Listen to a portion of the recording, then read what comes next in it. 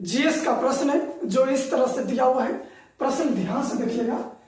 पहला है लेंस की क्षमता का एसआई मात्रक है।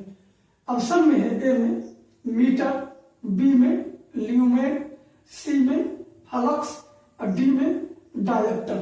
तो इस प्रश्न का ऑप्शन इस तरह से दिया हुआ है, तो याद रखिएगा इस प्रश्न का जो आंसर क्या हो जाएगा, डायप्टर। डी नंबर आंसर हो जाएगा, याद रखिएगा डायप्टर, डायप्टर। इसके बाद आगे का प्रश्न देखेंगे, 2 नंबर प्रश्न देखेंगे।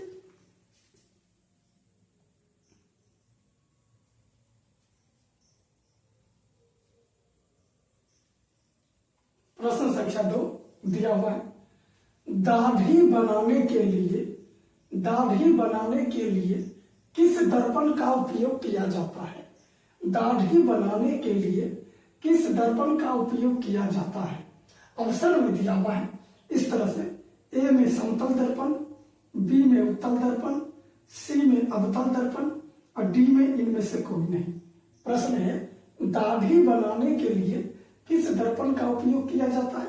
ध्यान से देखिएगा प्रश्न को। ए में समतल दर्पण, बी में उत्तल दर्पण, सी में अवतल दर्पण, डी में इनमें से कोई नहीं। तो याद रखिएगा इस प्रश्न का आंसर क्या हो जाएगा, सी नंबर अवतल दर्पण। याद रखिएगा अवतल दर्पण, याद रखिएगा इस प्रश्न का आंसर हो जाएगा अवतल दर्पण, अवतल दर्पण। वीडियो को सब्सक्राइब कर दीजिएगा, इसमें आपको सामान्य विज्ञान से जो है पूरा प्रश्न मिलेगा कंप्लीट, जिनमें से ऑब्जेक्टिव का प्रश्न। वीडियो को सब्सक्राइब कर दीजिएगा। चलिए आगे का प्रश्न देखेंगे, 3 नंबर प्रश्न देखेंगे। प्रश्न संख्या 3 दिया हुआ है। प्रकाश की चाल निर्वात में कितना होता है?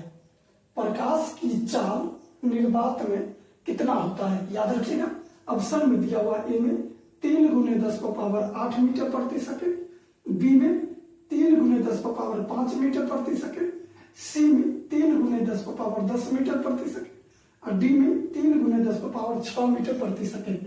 तो याद रखिएगा इस प्रश्न का आंसर क्या हो जाएगा, 3 × 10⁸ मीटर प्रति सेकेंड। याद रखिएगा इस प्रश्न का 3 × 10⁸ मीटर प्रति सेकेंड हो जाएगा। ये नंबर ऑप्शन हो जाएगा हमारा। अब वीडियो को जो है आप सब्सक्राइब जरूर कर दीजिएगा, इसमें आपको जीएस का प्रश्न मिलेगा। चलिए अगला प्रश्न देखते हैं, 4 नंबर। जीएस का 4 नंबर प्रश्न है स्पष्ट दृष्टि की न्यूनतम दूरी कितनी है? प्रश्न है स्पष्ट दृष्टि की न्यूनतम दूरी कितनी है? ए में 25 मीटर, बी में 25 सेंटीमीटर, सी में 2.5 सेंटीमीटर और डी में अनंत। तो बताइएगा इस प्रश्न का आंसर क्या हो जाएगा, इस प्रश्न का आंसर क्या हो जाएगा बताइएगा। तो याद रखिएगा इस प्रश्न का आंसर हो जाएगा 25 सेंटीमीटर। बी नंबर आंसर हो जाएगा 25 सेंटीमीटर। याद रखिएगा इस प्रश्न का आंसर 25 सेंटीमीटर। चलिए इसके बाद 5 नंबर प्रश्न देखेंगे। आप चैनल को सब्सक्राइब जरूर कर दीजिएगा। 5 नंबर प्रश्न देखेंगे, ध्यान से देखिएगा। 5 नंबर प्रश्न दिया हुआ है प्रकाश के परावर्तन के कितने नियम है? 5 नंबर प्रश्न है प्रकाश के परावर्तन के कितने नियम है? इसका ऑप्शन ध्यान से देखिएगा। ए में दिया हुआ है 1, बी में 2, सी में 3, डी में 4।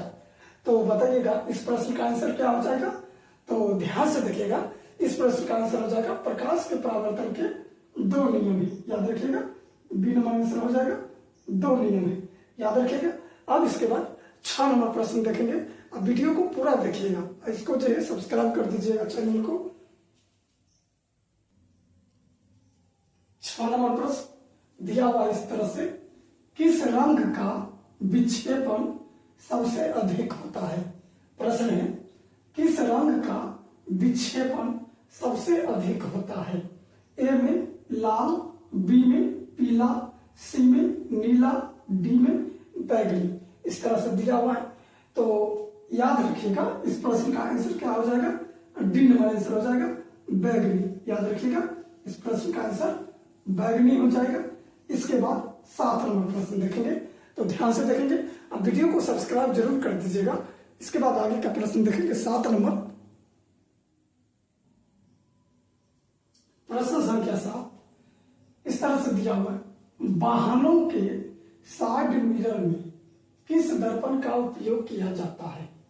वाहनों के साइड मिरर में किस दर्पण का उपयोग किया जाता है? ऑप्शन में ए में अवतल दर्पण, बी में उत्तल दर्पण, सी में समतल दर्पण और डी में उभय उत्तल दर्पण। ऑप्शन है ए में अवतल दर्पण, बी में उत्तल दर्पण, सी में समतल दर्पण और डी में उभय उत्तल दर्पण। तो याद रखिएगा इसका आंसर क्या हो जाएगा, तो ध्यान से देखिएगा, इस प्रश्न का आंसर इस तरह से हो जाएगा। 7 नंबर प्रश्न है, वाहनों के साइड मिरर में किस दर्पण का प्रयोग होता है? प्रश्न है, वाहनों के साइड मिरर में किस दर्पण का प्रयोग होता है? ऑप्शन है ए में अवतल दर्पण, बी में उत्तल दर्पण, सी में समतल दर्पण और डी में उभयतल दर्पण। तो याद रखिएगा इसका जो आंसर हो जाएगा क्या हो जाएगा, बी नंबर उत्तल दर्पण हो जाएगा। याद रखिएगा इस प्रश्न का आंसर उत्तल दर्पण हो जाएगा। इसके बाद आगे का प्रश्न देखेंगे, 8 नंबर प्रश्न, ध्यान से देखिएगा, प्रश्न संख्या 8। 8 नंबर प्रश्न है, प्रकाश का मूर्ण जब एक माध्यम से दूसरे माध्यम में जाता है तो क्या कहलाता है? प्रकाश का मूर्ण जब एक माध्यम से दूसरे माध्यम में जाता है तो क्या कहलाता है? ए में परावर्तन, बी में अपवर्तन, सी में विवर्तन और डी में वर्ण विक्षेपण। इस तरह से ऑप्शन दिया हुआ है, तो बताइएगा इस प्रश्न का आंसर क्या हो जाएगा। तो याद रखिएगा इस प्रश्न का आंसर हो जाएगा अपवर्तन। याद रखिएगा बी नंबर हमारा आंसर हो जाएगा अपवर्तन। याद रखिएगा अपवर्तन। इसके बाद आगे का प्रश्न देखेंगे, 9 नंबर प्रश्न देखेंगे, ध्यान से देखिएगा 9 नंबर प्रश्न।